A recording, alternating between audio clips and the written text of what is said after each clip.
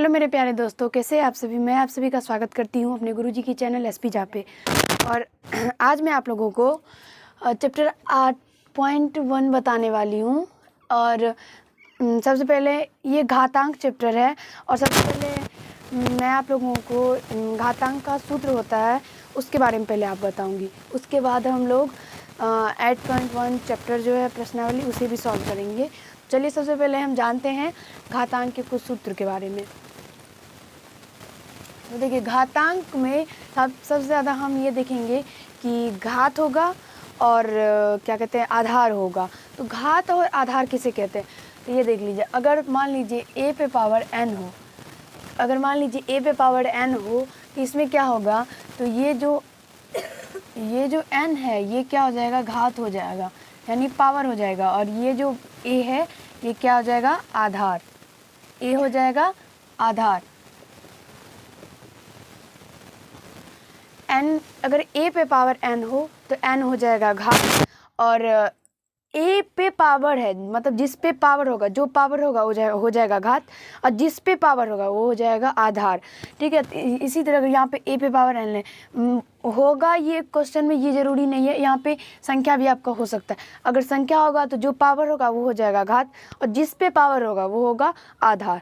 ठीक है। अब चलिए दूसरा जानते हैं। दूसरा अगर मान लेते हैं हम a पे पावर 0 हो, अगर a पे पावर 0 होगा तो उसका मान एक हो जाएगा। a पे पावर 0 यानी सिर्फ a पे पावर ही 0 रही। a पे पावर 0 यानी एक के मतलब जगह पे कोई भी संख्या हो सकता है। आपका ये क्वेश्चन में होगा, लेकिन कोई भी संख्या पे पावर अगर 0 हो तो वो क्या हो जाएगा, 1 हो जाएगा उसका मान। ठीक है। अब देखिए तीसरा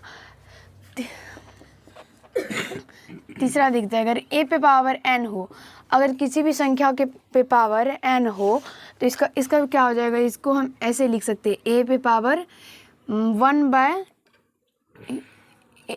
बाय a पे पावर माइनस n। इसको हम क्या लिख सकते हैं, 1 बाय a पे पावर माइनस n भी लिख सकते हैं। ठीक है। और अगर ये दिया रहे, मान लेते हैं कि ये दिया रहे 1 बटे a पे पावर माइनस n, तो इसको हम क्या लिखेंगे, a पे पावर n। इसको हम इस तरह से लिख सकते हैं। ठीक है। अगर मान लीजिए कि ये दिया रहा है कि a पे पावर माइनस n है, a पे पावर अगर माइनस n है तो इसे हम किस प्रकार से लिखेंगे, तो 1 बटे a पे पावर n। इसको हम इस तरह से लिख सकते हैं, 1 बटा a पे पावर n। ठीक है। ये आपका मतलब आप जब क्वेश्चन बनाएंगे तो उसमें आपको दिया रहेगा कुछ का मान माइनस में दिया रहेगा, तो उसको आपको अगर प्लस में बनाना हो तो आप इस तरह से देखेंगे a पे पावर अगर माइनस n, यानी अगर मान लेते 5 पे पावर माइनस 2 है तो उसको हम 1 बटे 5 पे पावर 2 लिख सकते हैं। यानी क्या हो जाएगा, ये 1 बटे 25 हो जाएगा। ठीक है। इस तरह से हो जाएगा। तो वही है ये, अगर a पे पावर माइनस में n हो तो 1 बट्टे a पे पावर n हो जाएगा ये। ठीक है। अब देखिए, अब कुछ गुना का है। तो देखिए, अगर मान लेते हैं a पे पावर m हो गुना a पे पावर n हो, अगर a पे पावर m गुना a पे पावर n हो तो ये क्या हो जाएगा, a पे power m plus n। a पे पावर m प्लस n, आप इसे कोष्ट करके भी दे सकते हैं, ऐसे डायरेक्ट भी दे सकते हैं। ठीक है। देखिए, अगर दो संख्या गुना के क्रम में हो और दोनों का जो है आधार बराबर हो और घात जो है अलग अलग हो, तो वो क्या हो जाएगा, जो दोनों सेम संख्या है उसमें से एक आ जाएगा। जैसे कि a पे पावर m और गुना a पे पावर n है, तो a दोनों में है तो a तो आधार जैसे है तो वो ऐसे ही a आ जाएगा, और जो दोनों पावर है वो दोनों को जोड़ देना है। ठीक है। जैसे a पे पावर m गुना a पे पावर n बराबर a पे पावर m प्लस n।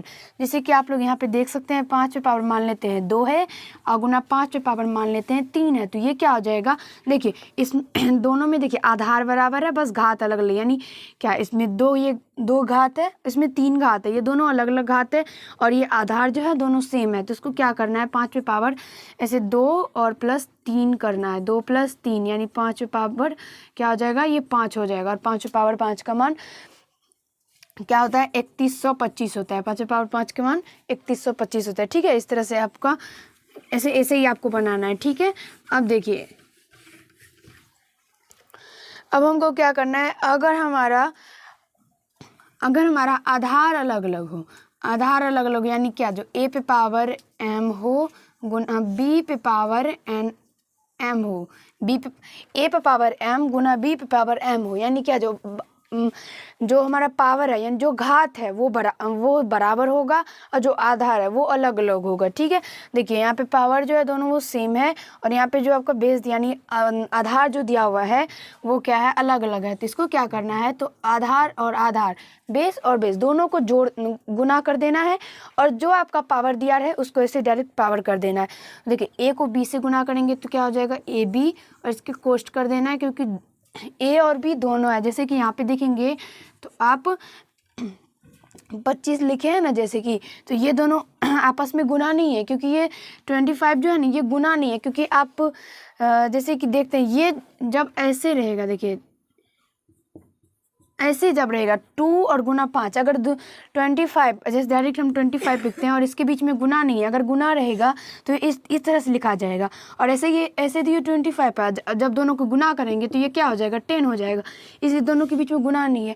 तो अगर हम इस पे पावर अगर ऐसे बिना कोष्ट का भी 3 दे दे, 2 दे दे, 4 दे दे, तो ये हो जाएगा कि 25 पे पावर 3 या 4 कुछ भी अगर दे तो वो पूरा पे है, 25 पे। लेकिन देखिए अगर ए बी का बात करें तो ए बी क्या मेरा गुना में है, अगर हम ऐसे बिना कोष्ट का दे ऐसे करके, अगर हम बिना कोष्ट का दे देंगे इस पे ही पावर कितना होगा, m होगा, तो इस पे दे देंगे। इसका मतलब क्या है, यहाँ पे a गुना b पे पावर m है। अगर मान लीजिए b का मान 2 दिया रहे, m का मान दिया रहे 3, तो सिर्फ ऐसे ही होगा। और a का मान 1 मान लेते हैं तो सिर्फ ऐसे होगा, सिर्फ 2 का क्यों है, 2 पे पावर 3 है, बस इसका ही मान निकलेगा 8 गुना 1 हो जाएगा, ये क्या हो जाएगा, डायरेक्ट 8 हो जाएगा। इसीलिए यहाँ अगर दो संख्या को आपस में गुना रहे तो उसको क्या करना है, तो कोष्ट करके देना है उसके ऊपर पावर। यहाँ पे m है तो m हो जाएगा, क्या हो जाएगा, देखिए a और a पे पावर m गुना b पे पावर m, यानी क्या पावर सेम रहेगा और बेस जो होगा वो अलग अलग होगा। तो क्या हो जाएगा, दोनों आपस में गुना और जो पावर रहेगा वो डायरेक्ट चढ़ जाएगा पावर, तो यानी ए बी पे पावर m हो जाएगा। ठीक है, आशा करती हूँ कि आपको यहाँ तक समझ में आ गया होगा। अब देखिए अब हम भागा के बारे में समझते हैं कि भाग में क्या होता है। देखिए भाग में क्या होता है, अगर मान लेते ए पे पावर m है भागा ए पे पावर n है, ठीक है, ए पे पावर m भागा ए पे पावर n है, तो इसको क्या करना है, देखिए इसको हम इस तरह से भी लिख सकते हैं। पहले देखिए तो ए पे पावर m बटे ए पे पावर n, सॉरी यहाँ पे n होगा, यहाँ पे ए पे पावर m बटा ए पे पावर n, इसको हम ऐसे लिख सकते हैं। और उसके बाद क्या करना है, तो भागा में क्या होता है, तो ए पे पावर m माइनस n। देखिए अगर भाग की टर्म में रहे तो भाग में क्या होता है, अगर उसका आधार जो है, आधार बेस अगर वो बराबर रहे और पावर अलग अलग रहे तो हमको क्या करना है, तो डायरेक्ट जो आधार है वो लिख देना है और जो पावर है उसको आपस में माइनस कर देना है। जैसे कि ए पे पावर m बटे ए पे पावर n है तो इसको क्या लिखेंगे, ए पे पावर m माइनस n। ठीक है, आशा करती हूँ कि आपको समझ में आ गया होगा।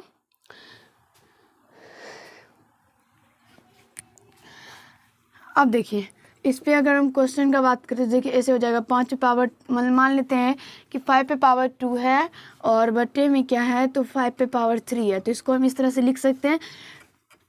ऊपर में ज़्यादा दीजिए, देखिए ऊपर में ज़्यादा, कम भी दे सकते, कम भी दे लेके मैं आपको बता देती हूँ। जैसे कि 5 पे पावर 3 है और यहाँ पे 5 पे पावर 2 है, तो क्या हो जाएगा 5 पे पावर 3 माइनस 2, यानी क्या 5 पे पावर 1 बराबर 5। ऐसे आपका आंसर निकल के आ सकता है।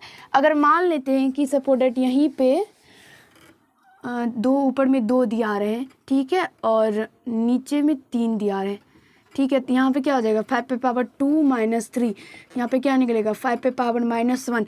ठीक है, 5 यहाँ पे देखिए मैंने आपको क्या बताया, ए पे पावर माइनस n है, इसको हम क्या लिख सकते हैं, 1 पे पावर 1 बटे ए पे पावर n। मैंने आपको बताया, देखिए ये सेम टू सेम वैसे ही है, जिसको हम यहाँ पे ऐसे लिख सकते हैं 1 बटे 5। और क्योंकि 5 पे पावर 1 भी हम देंगे तो 5 पे पावर 1 देंगे तो क्या होगा, उसका मान 5 पे आएगा, इसलिए उसका आंसर है 1 बटे 5 आएगा। तो आशा करती हूँ कि आपको ये समझ में आ गया होगा। ठीक है, अब देखिए दूसरा, अगर मान लेते हैं कि ए पे पावर m बटे ए पे पावर n रहे, सॉरी ए पे पावर m और बटे b पे पावर m रहे। अगर मान लेते हैं कि भाग के टर्म में हो और दोनों का पावर जो हो वो सेम हो और बेस यानी आधार जो है हो वो क्या हो, अलग अलग हो, तो इसको हम ऐसे लिख सकते हैं a/b और उसके पावर m।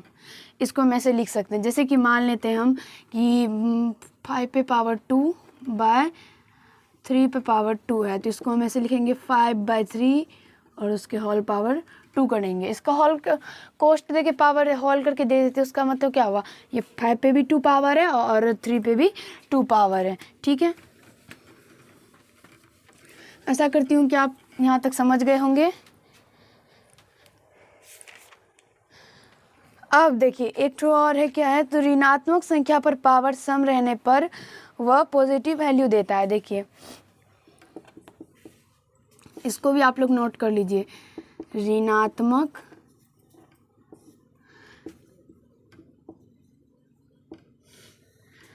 संख्या पर पावर सम रहने पर वह पॉजिटिव मान देता है। ऋणात्मक संख्या पर पावर सम रहने पर वह पॉजिटिव मान देता है।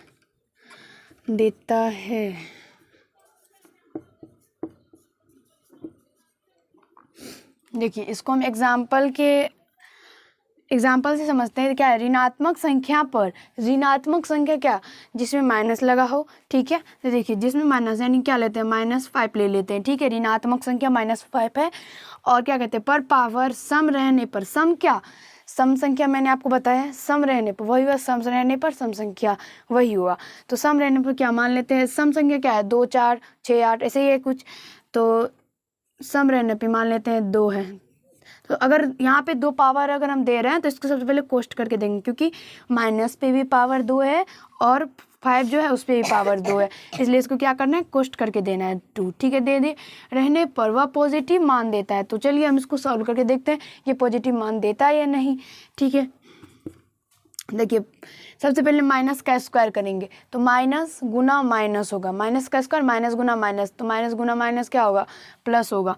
प्लस नहीं लिखते हैं, छोड़ देते हैं। ठीक है, यहाँ देखिए 5 का स्क्वायर करेंगे तो क्या होगा, 25 हो जाएगा। तो आशा करती हूँ कि आपको ये भी समझ में आ गया होगा और ये जो मैंने आपको लिखा है नोट पॉइंट वो भी आपको समझ में आ गया होगा। ऋणात्मक संख्या पर पावर सम रहने पर वह पॉजिटिव मान देता है।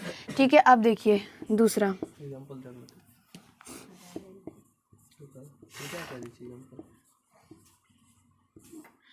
ऋणात्मक संख्या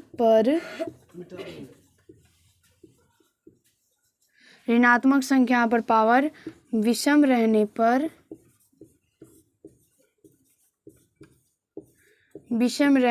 वह निगेटिव मान देता है, या तो निगेटिव मान आता है। ठीक है, कुछ भी लिख सकते हैं आप लोग। क्या, ऋणात्मक संख्या पर पावर विषम रहने पर निगेटिव मान आता है। ठीक है, ऐसे ही लिखना है। ऋणात्मक संख्या -5 पावर विषम रहने पर, विषम यानी 3, विषम संख्या मैंने आप लोगों को लिखाया, नहीं देखे हैं तो पीछे देख लीजिए। क्या विषम रहने पर क्या देते, 3 दे देते हैं और क्या उसके बाद निगेटिव मान आता है। चलिए इसको सॉल्व करते हैं। तो माइनस का क्यों करेंगे, तो माइनस गुने माइनस तो क्या हो जाएगा, माइनस माइनस प्लस और फिर गुने माइनस, तो क्या हो जाएगा, प्लस माइनस आ गया। यहाँ पे देखिए माइनस और 5 का जब क्यू करेंगे तो 5 का क्यू कितना होता है, 5 का क्यू होता है 125। ठीक है, आशा करती हूँ कि आपको ये समझ में आ गया होगा। देखिए आप लोग देख सकते हैं कि यहाँ पे क्या कह रहे हैं, ऋणात्मक संख्या पर पावर विषम रहने पर निगेटिव मान आता है। तो यहीं पे क्या आ गया, निगेटिव मान आ गया। मेरा ऋणात्मक संख्या -5 है, उस पर पावर 3 है, तो ये माइनस क्या 125 आ गया, तो ये ऋणात्मक संख्या है। तो आशा करती हूँ कि आपको ये पूरा सूत्र समझ में आ गया होगा। तो आप लोग इसे जल्दी से नोट कर लीजिए और इससे आगे मैं आपको प्रश्नावली 8.1 समझाती हूँ। हाँ नहीं बतेला। तो आशा करती हूँ कि दोस्तों आप लोगों को ये समझ में आ गया होगा। अगर आप लोगों को अच्छा लगा तो लाइक कर दीजिएगा, कैसा लगा ये कमेंट कर दीजिएगा, और अगर चैनल पे नए होंगे तो चैनल को सब्सक्राइब कर लीजिएगा। धन्यवाद। आज के पार्ट में हम लोग इतना ही करेंगे। अगले पार्ट में हम लोग प्रश्नावली 8.1 को सॉल्व करेंगे। धन्यवाद।